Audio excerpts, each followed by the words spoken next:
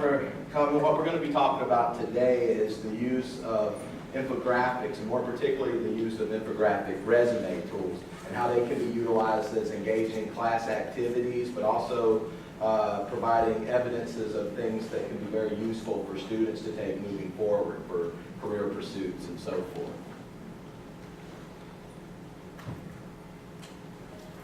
If you don't know what an infographic is, it's trying to make the data, I've mentioned already in a number of places so far today, big data needs to be able to be seen.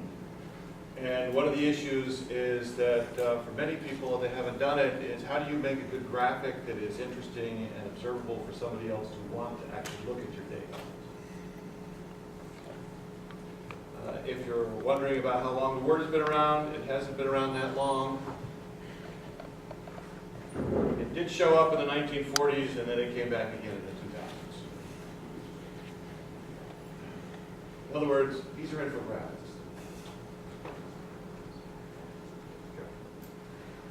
Essentially, one of the main points of interest with this is being familiar with the notion of iconic representations. And being able to provide things that are visually engaging is one of the real assets of being able to utilize things such as infographics and more particularly infographic resumes. Our brains are designed for picture recognition. So you can give them all the text you want, but text starts to disappear after a while because you've seen all those words so many other times before. So how do you make it more interesting and memorable? And you can do that with an iconic system that allows somebody to remember it very easily over a longer period of time and to recognize and be different.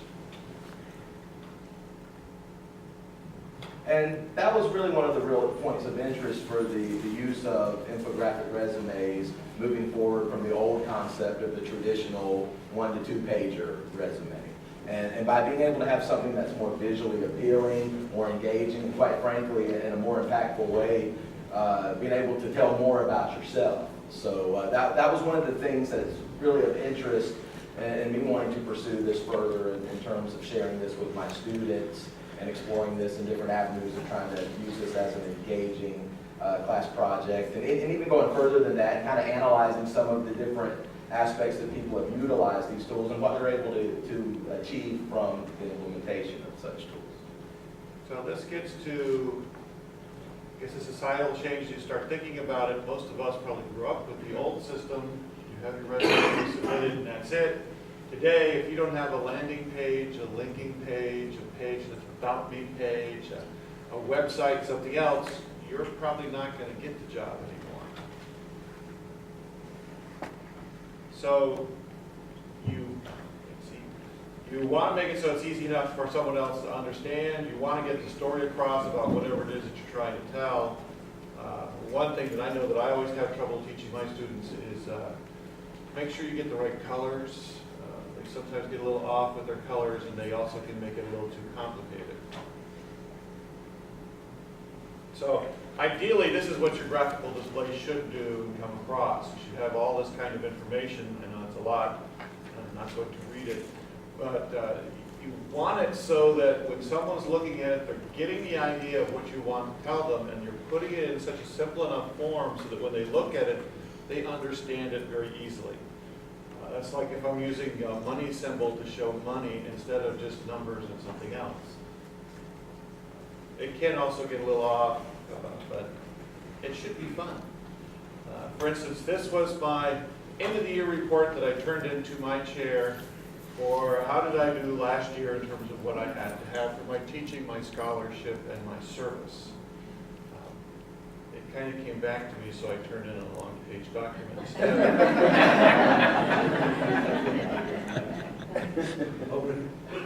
But as you can see, I had classes, I had papers, and I did way too much service. Here, though, is my vita, and it's the same concept. This covers years of work, awards, other major things.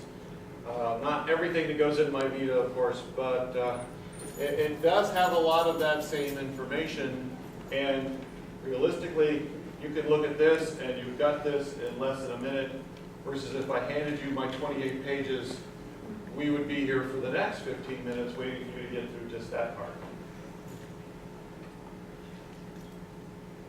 So in terms of course tie-in, I've utilized this particularly in my sport marketing classes as we do sections on how to market yourselves and how to brand yourselves. And as we've done that, we've been dealing throughout the entire semester on how to make yourself more marketable, how to differentiate yourself in a positive way. And as we progress through the semester, at the end of the class, we get a chance to go through our resumes.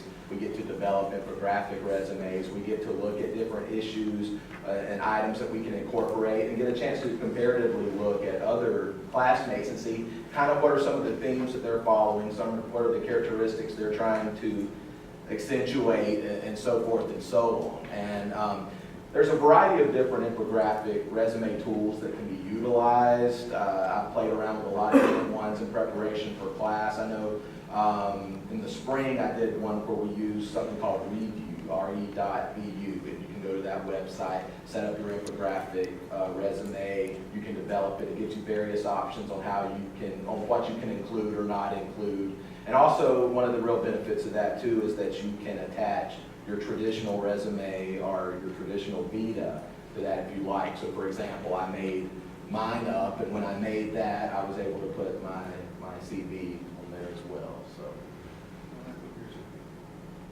So that, for example, would be mine. Some of the other ones that we were just scrolling through were student examples, and they were able to be done in ways that were very engaging, very informative, very impactful. It allowed them to kind of see even further some of their real strengths, but also some areas where they could maybe boost their credentials just a bit. In this, it gives you a chance to accentuate your educational experiences, your professional experiences. You can get testimonials that will give words of attesting to your skills and so forth throughout, so some endorsements and things of that sort.